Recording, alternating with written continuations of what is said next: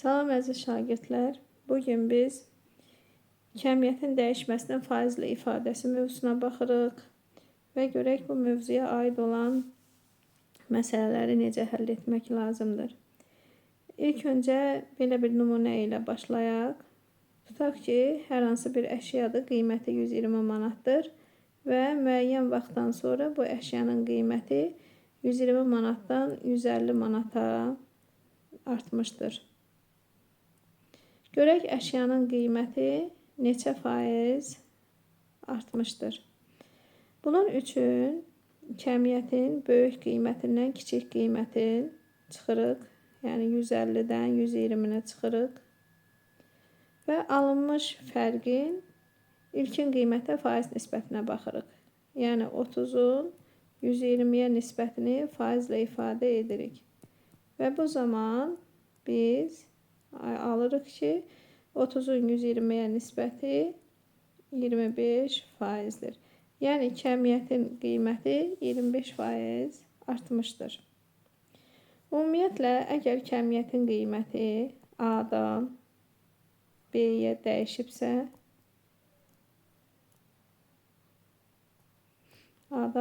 dəyişibsə, kəmiyyət artımının ilkin qiymətə faiz nisbətinə baxmaq lazımdır.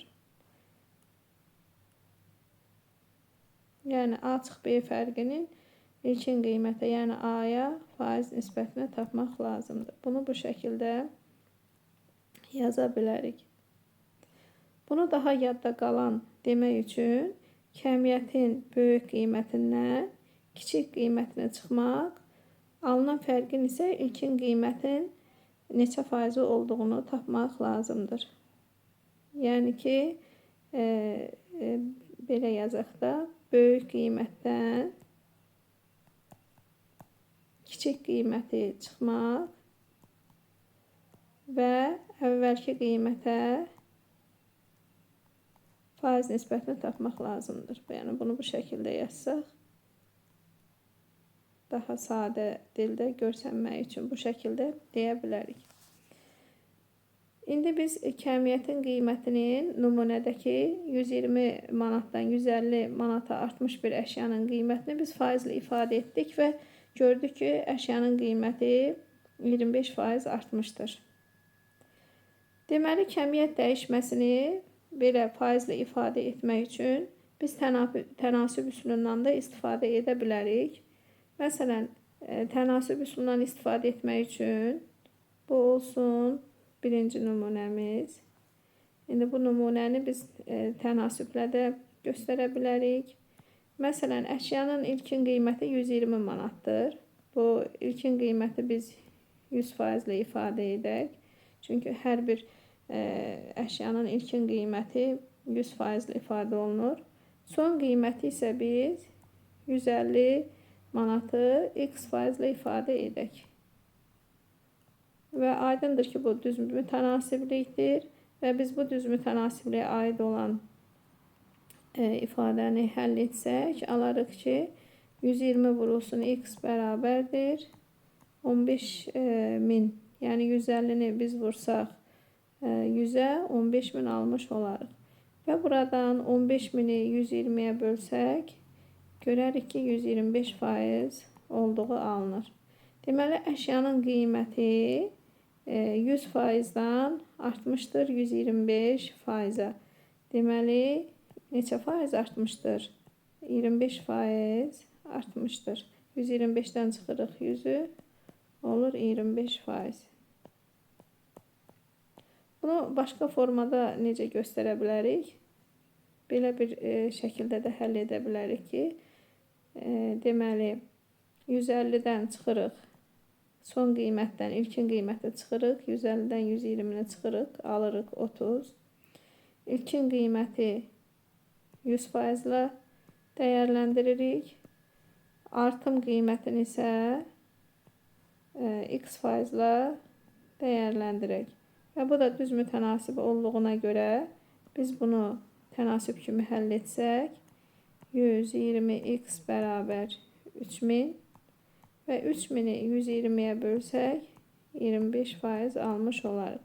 Yəni biz hər üç halda əşyanın qiymətinin doğrudan da 25% artdığını gördük. Azalmaya aid olan məsələlərdə analoji üsulla həll etmək olar. Məsələn, əksinə 150-dən 120-yə enərsə, ya 150-dən 120-yə azalarsa, biz neçə faiz azaldığını necə taparıq? Bunun üçün də deməli yenə də 150-dən 120-ni çıxırıq. Alınan fərqin ilkin qiymətə faiz nisbətini tapırıq. Yəni bu şəkildə qısa olaraq belə də yaza bilərik. 150-dən 120-ni çıxdıqda 30, 30-u bölürük 150-yə, vururuq 100%. Buradan da ixtisar etsək 5/1 bərabər olar 20%. Yəni qiymət 20% azalmışdır. Bunu tənasüblə də analoji hallar kimi göstərmək olar. Bunu birinci olaraq işarə etsək, əvvəlki nümunəmizdəki kimi 3 halda bunu da göstərə bilərik. 150-yə deyərik 100%, 120-yə deyərik x% və biz bunu çarpaz şəkildə vurarıq.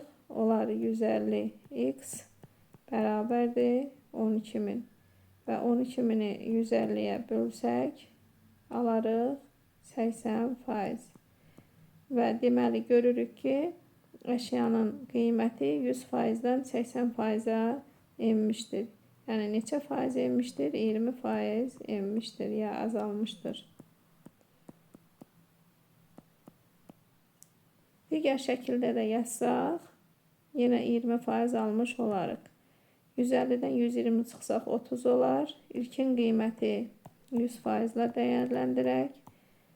Azalma miqdarını isə x% ilə dəyərləndirək və buradan tənasüb qursaq görərik ki, deməli 150x bərabərdir 3000 və biz 3000-i 150-yə bölsək 20 almış olarıq. Və burada da gördük ki, azalmaya aid olan nümunəmizin də hər üç halında 20% azaldığını gördük.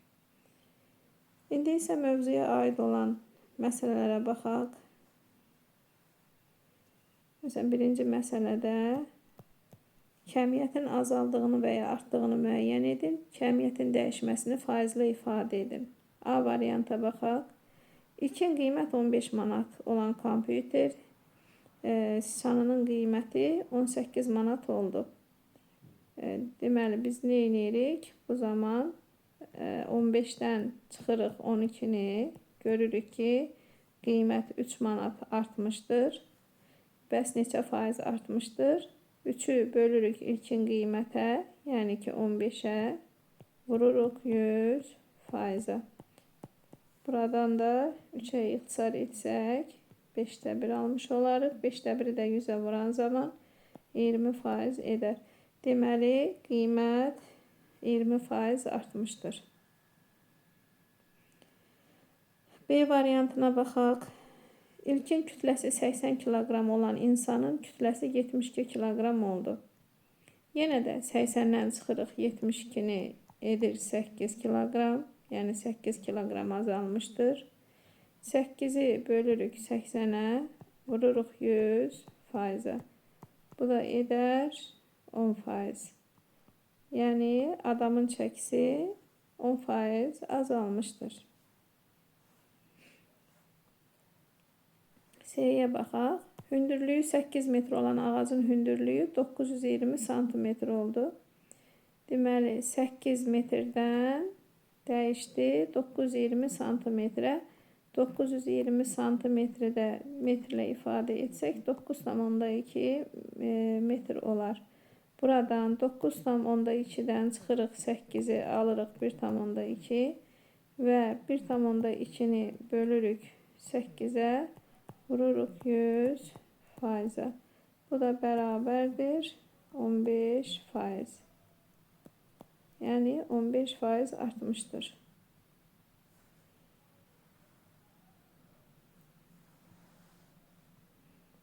Baxaq ikinci məsələyə. Tənasübdən istifadə etməklə qiymətin dəyişməsini faizlə ifadə edin və suallara cavab verin. A bəndinə baxaq. Tozsoranın qiyməti 400 manatdan 320 manata endirildi. Tozsoranın qiyməti neçə faiz ucuzlaşdı? Əvvəlki qiymətə 100% deyək. Yəni 400 manatı ifadə edək 100%-la. Son qiyməti, yəni 320 manatı isə ifadə edək x%-la. Və biz bunu çarpaz şəkildə vursaq, alarıq. Deməli, 400x bərabərdir 32.000. Və 32.000-i 400-ə bölsək,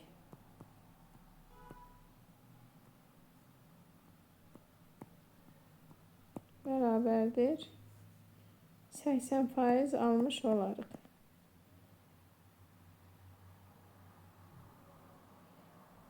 Deməli, əşyanın qiyməti, yəni tozsoranın qiyməti 100%-dan 80%-ə düşdüyünə görə 100%-dan çıxırıq 80%-i bərabər olar 20%. Yəni qiymət 20% azalmışdır. Baxaq digər varianta. B variant. Əkin üçün ayrılmış sahə 24 hektardan 31,2 hektara qədər artırıldı. Əkin üçün ayrılmış sahə neçə faiz artdı? Deməli, biz 24 hektarı 100%-də ifadə edək. 31,2 hektarı isə x%-də ifadə edək. Və buradan 24x bərabər olar.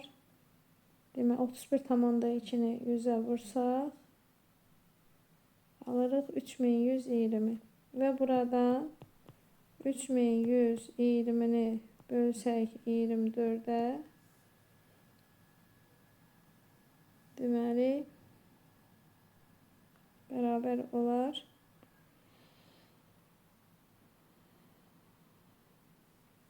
Bunu bölək. 3120-ni 24-ə bölək. Bir dəfə. 130% edər. Deməli, əşyanın qiyməti, əşyanın yox, sahə. Sahə 24 hektardan 31,2 hektara qədər artıbsa, deməli, neçə faiz artmışdır? 30% artmışdır. 130-dan da çıxırıq 100%-i edər 30%. Yəni 30% artmışdır.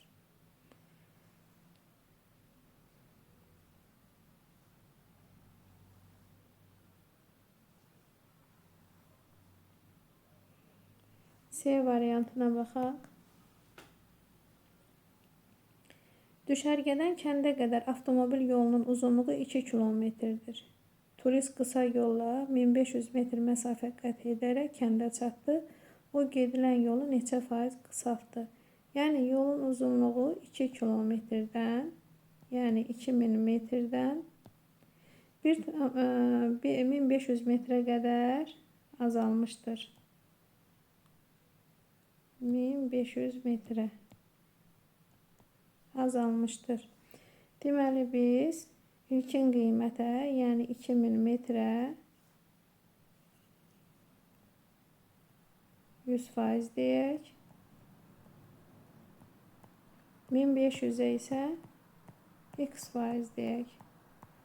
Və tənasüb kimi həll etsək, 2000x bərabər olar 150.000-ə. Yəni 1500-ü 100-ə vururuq. Buradan da x bərabərdir 150-ni 2-yə bölsək 75% edər. Deməli, qiymət 100%-dən 75%-ə düşmüşdür. Neçə faiz azalmışdır? 100%-dən 75%-ə çıxırıq, alırıq 25%. 25% azalmışdır.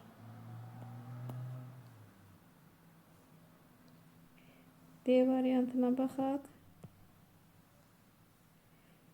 Fermer ötən il hər hektardan 2,5 ton məhsul toplamışdı. O bu il məhsula daha yaxşı qulluq etdiyi üçün hər hektardan 3000 kiloqram məhsul toplaya bildi. Fermer hər hektardan neçə faiz artıq məhsul topladı? 2,5 tonu kiloqramla ifadə etsək 2500 kiloqram edər. 2500 kiloqramdan artım olub 3000 kiloqrama. İndi biz bunu neçə faiz artdığını tapmaq üçün ilkin qiymətə, yəni 2500-ə 100% deyək. 3000-ə x% deyək. Buradan kəmiyyət dəyişməsini faizlə ifadə etsək 2500 x bərabərdir 300.000 və x bərabərdir alarıq deməli 120%. 120%. 120-dən də çıxsaq 100-ü alarıq 20%. Deməli 20% artmışdır.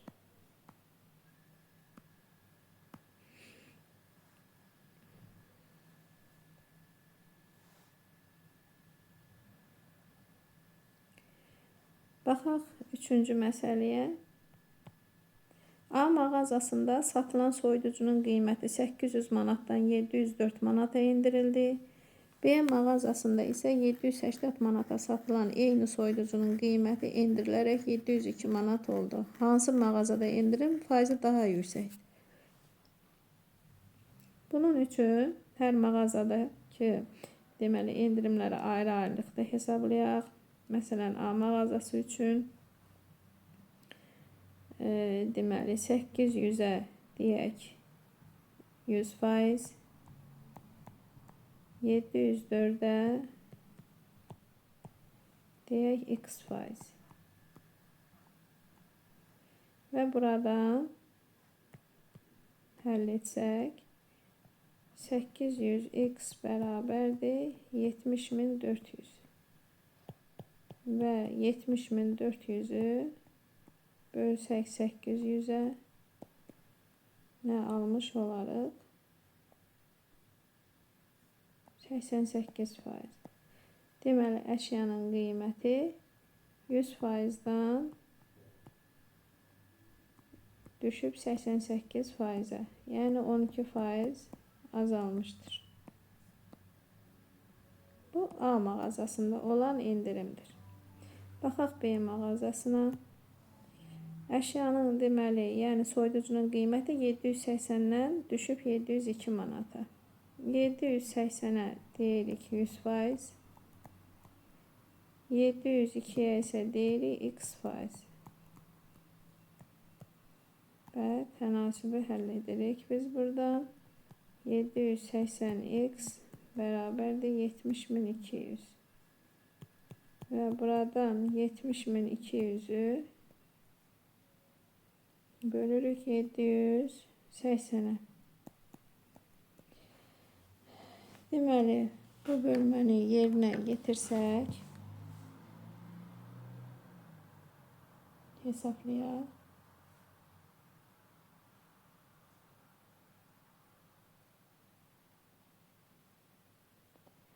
Cavab 90% olar.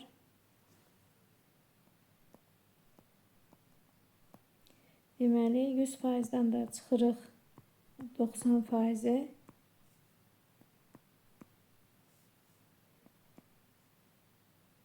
%10 endirim olmuşdur. Deməli, A mağazasında endirim 12%, B mağazasında isə endirim 10% olmuşdur. Sualda isə soruşulur ki, hansı mağazada endirim faizi daha yüksək oldu? Aydındır ki, A mağazasında. Belə yazsaq.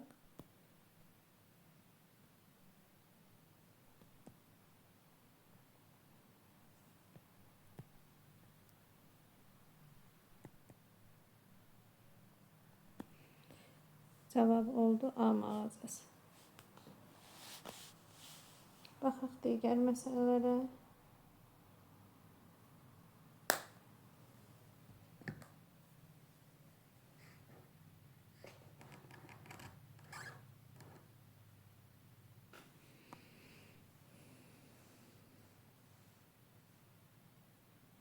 Sadə faiz artımı düsturuna baxaq.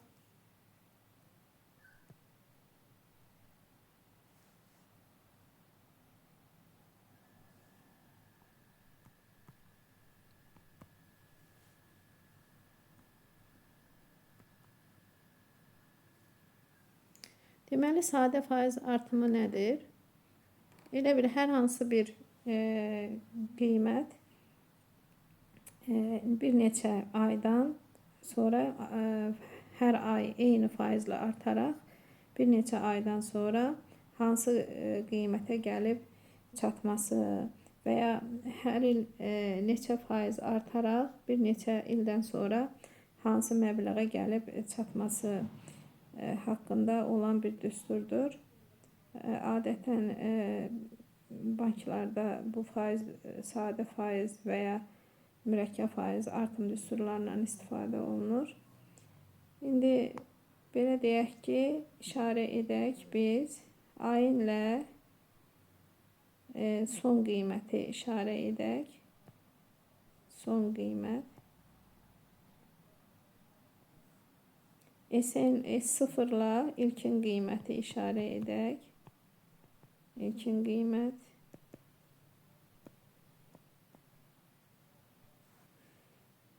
R ilə artım faizini ifadə edək. Artım faizi. N ilə isə zamanı ifadə edək. Zaman, yəni illərin və ya ayların sayı. Yazaq bunları bura.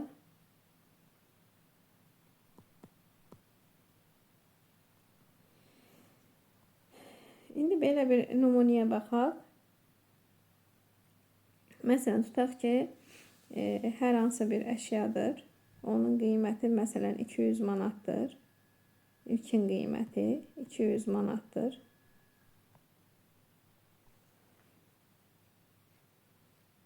Hər il bunun qiyməti tutaq ki, hər il qiyməti artır məsələn 10%.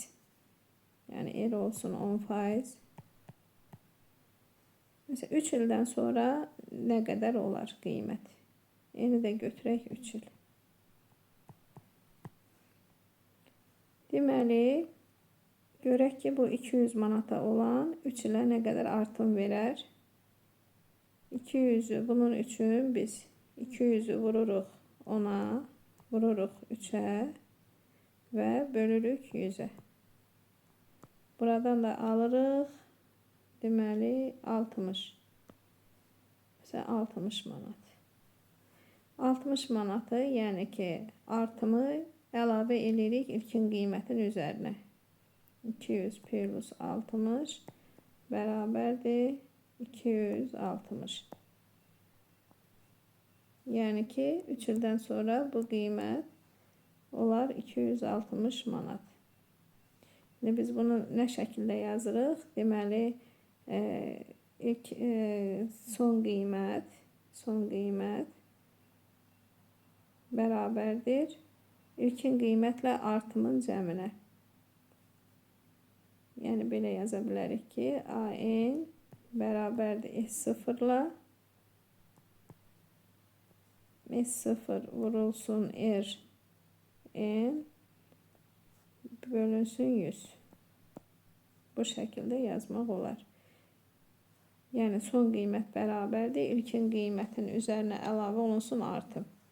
Biz bunu bu şəkildə də yaza bilərik. Buradan AN bərabərdir S0 vurulsun 1 plus RN bölünsün 100.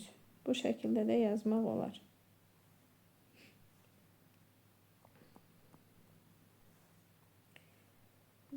Məsələn, belə bir nümunəyə baxaq. Tutaq ki, məsələn, banka aparıb 2000 manat pul qoymuşuq. Onu S0 ilə işarə edək. İlkin qiymətdir. Və 10% artımla illik üzərinə gəlir əlavə olunur. Məsələn, 2 ildən sonra pul nə qədər olar? İllik 10% artırsa. Bunun üçün deməli biz son qiyməti belə yaza bilərik ki, A2, çünki N2 demişik, yəni 2 ildən sonraki qiymət bərabərdir. 2000 vurulsun 1 plus 10 vurulsun 2 bölünsün 100. Buradan da 2000 vurulsun. Demək 12'ye vursak 20, 100'e bölsək 0.2 olur. Birin üzerine əlavə eləsək 1.2 olur. Ve bu da olur 2400. Yani ki bu artımdan 2 ildən sonra pul 2400 manat olmuş olar. Bunu nümunə için dedim. İndi baxaq məsələ 4'ə.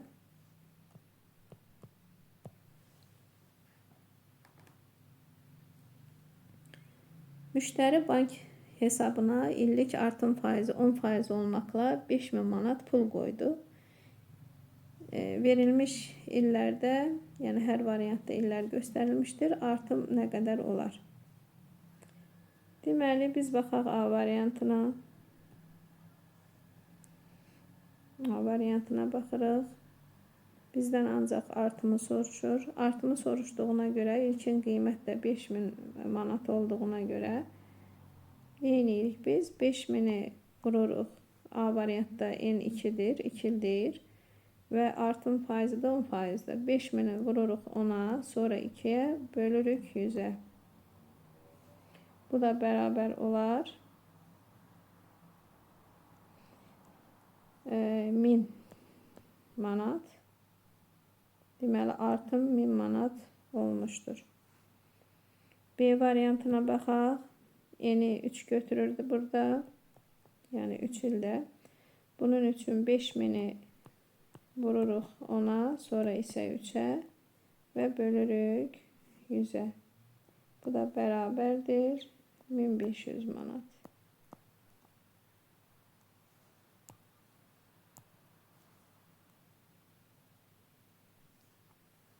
C variantına baxaq.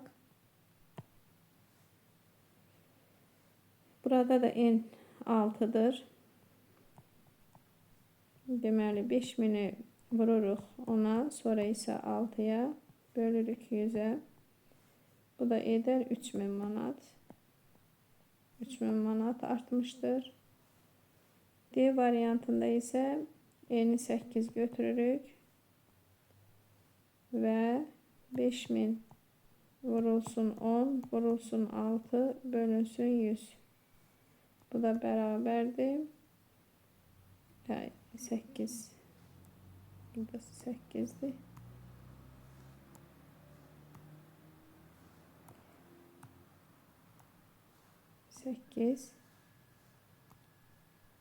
Bu da eler 4000 manat.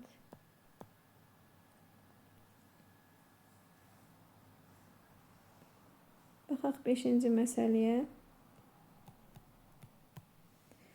Artımdan sonraki məbləği tapın. Artımdan sonraki məbləği tapmaq üçün deməli A varianta baxaq. İlkin məbləğ 4000'dir. Yəni S0 4000'dir. İllik faiz artımı 3%'dir. N ise 2 ildir. Şimdi bizdən soruşur ayını tapmağı. Deməli biz bunu biraz əvvəl göstərdiyimiz düsturda yerinə qoyub da yaza bilərik. Artımı hesablayıb sonra ilkin qiymətin üzərinə əlavə etməklə də tapa bilərik. İndi hər iki halda yazaq.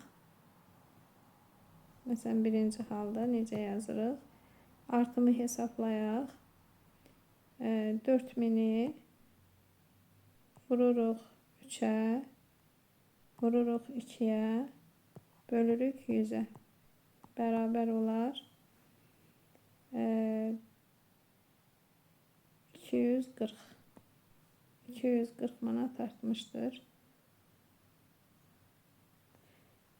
Bunu da əlavə eləsək ilkin qiymətin üzərinə 4000 plus 240 bərabər olar 4240 manat.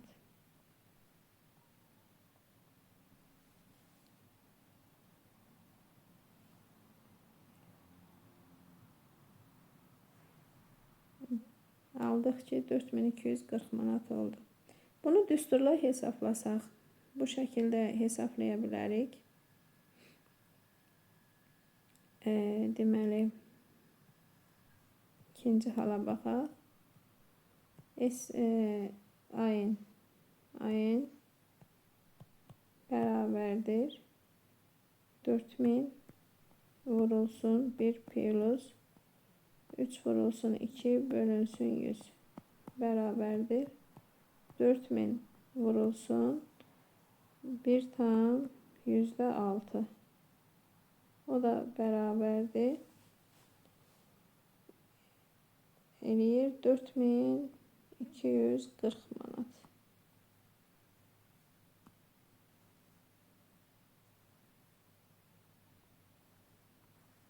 Yəni bu şəkildə də hesablamaq olar. Baxaq B variantına. İlkin məbləğ 5000'dir. İllik artım faizi 6'dır. S0 5000'dir. R 6'dır. Və N də 3'dür. Bunları gətirib yazsaq. İndi birinci üsulla həll edək. 5000'i vururuq 6'ya, sonra 3'e, bölürük 100'e. Bu da bərabərdir 900. Buradan açsaq bunları. Və 5000'in üzərinə əlavə edirik 900'ü. Alırıq 5900.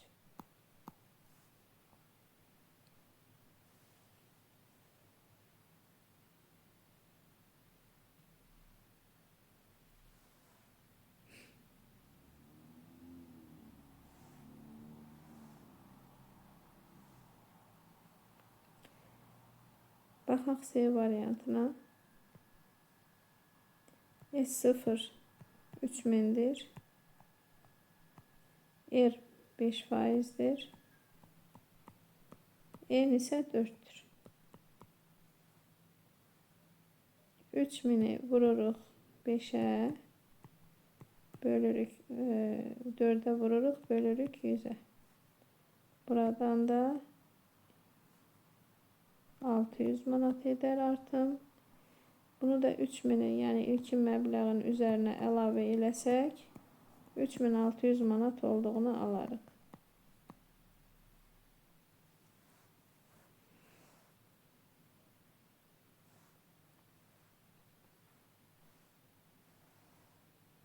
Baxaq 6-cı məsələyə.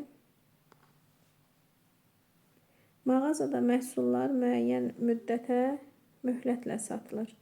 Hər ay məhsulun ilkin məbləğinin müəyyən faizini ödəməklə növbəti aya qalan borc hesablanır. Alıcının göstərilən müddətlərə uyğun borcunu tapın.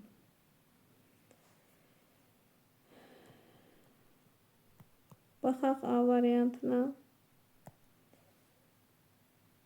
Deməli, ilkin məbləğ S0 1500 manatdır. Aylıq ödəmə faizi 8%'dir. Müddət isə 10 aydır.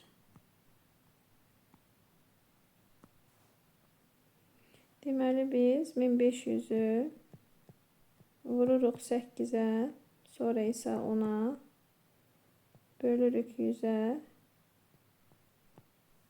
Bu da bərabərdir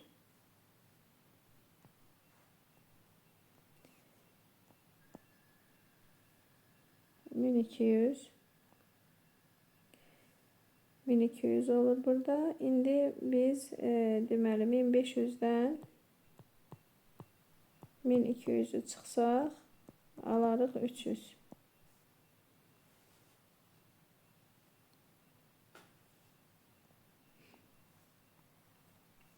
B variantına baxaq. İlkin məbləğ 5000'dir. S0 5000'dir. Artım faizi, yəni aylıq ödəmə faizi 15%'dir. Müddət isə 6 aydır. Biz buradan 5000'i vururuq 15'e və 6'ya bölürük 100'e bərabərdir.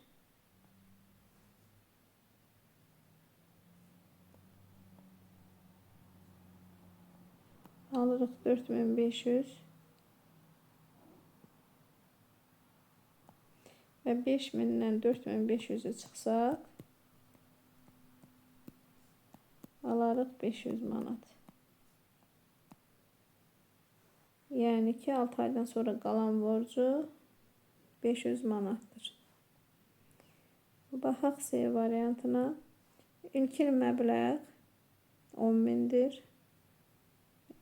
S0 10.000 olsun.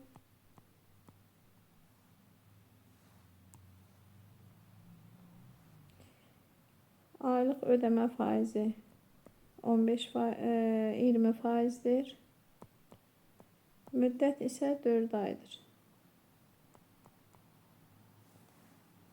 Deməli, biz burada yenə də 10.000'i vururuq 20'ye və 4'e bölürük 100'e.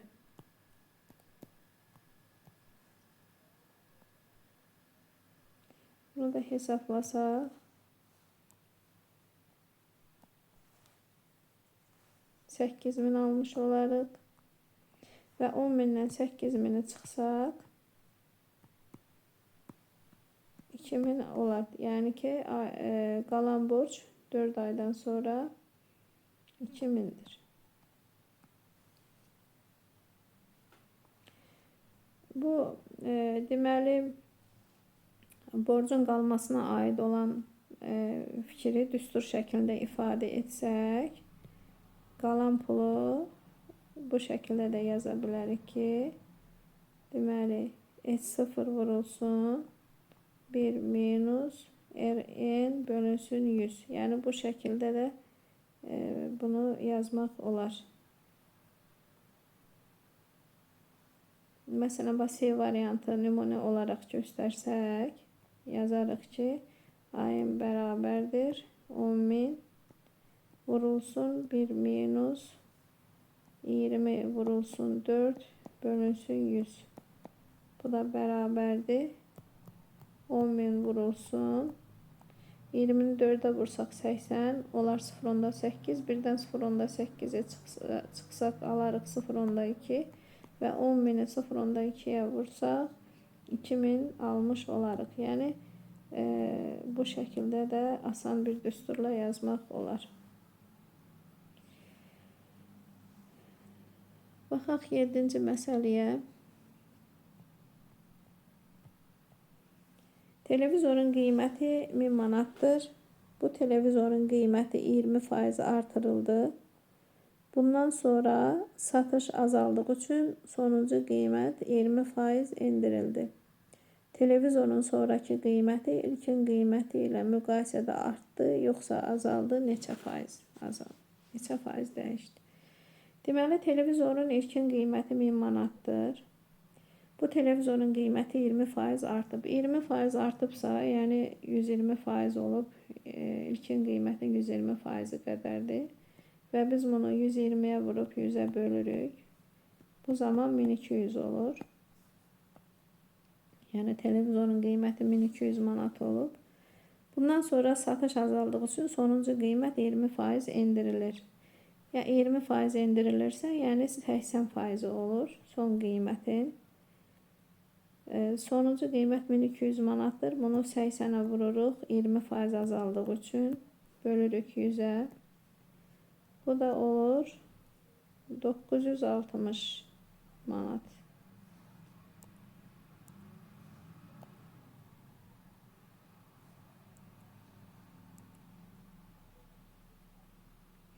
Deməli, televizorun ilkin qiyməti deməli televizorun sonrakı qiyməti ilkin qiyməti ilə müqayisədə azaldı. Və nə qədər azaldı? İlkin qiyməti 1000 manat idi.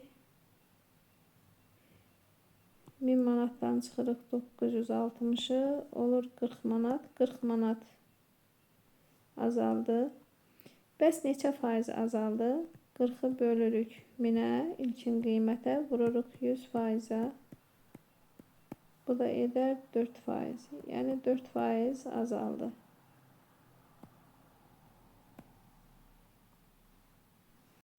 Səkkizinci məsələyə baxaq.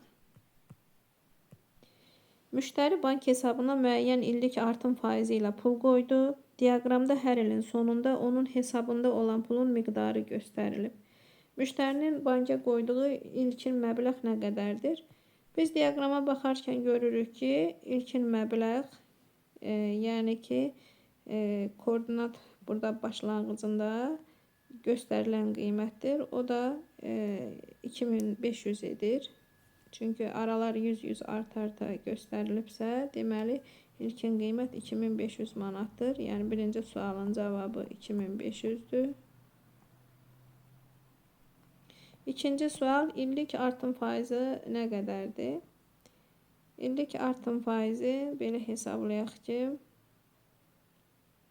deməli son qiymət bir ildən sonra 2700'dür. 2700'dən deməli bərabər edək 2500 plus 2500 vurulsun R vurulsun 1 bölək 100. Buradan da 2700'dən 2500'ü çıxsaq 200 bərabərdir 25 R. Buradan da R bərabərdir 200'ü bölsək 25'ə olar 8%. Yəni R 8% edir. Baxaq üçüncü suala. 6 il sonra müştərinin hesabında nə qədər pul olacaqdır? İndi bunu isə belə hesablayaq.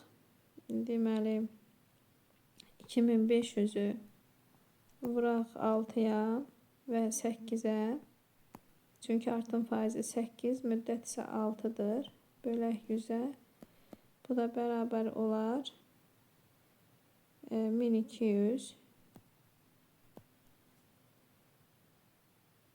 İndi 1200'ü də bu artımdır. 1200 manatı 6 ildə artmışdır. İlkin məbləğin, yəni 2500'ün üzərinə əlavə eləsək 3700 manat olmuş olar. Yəni 6 ildən sonra müştərinin hesabında 3700 manat pul olmuş olar. Bugünkü dərsimiz bu qədər uşaqlar. Dərsə baxıb bəyənməyi unutmayın və abunə olun ki, hər yeni dərs yüklədikcə sizə çatmış olsun. Siz də baxıb faydalanasınız. Hələlik gələn dərslərimizə qədər sağ olun.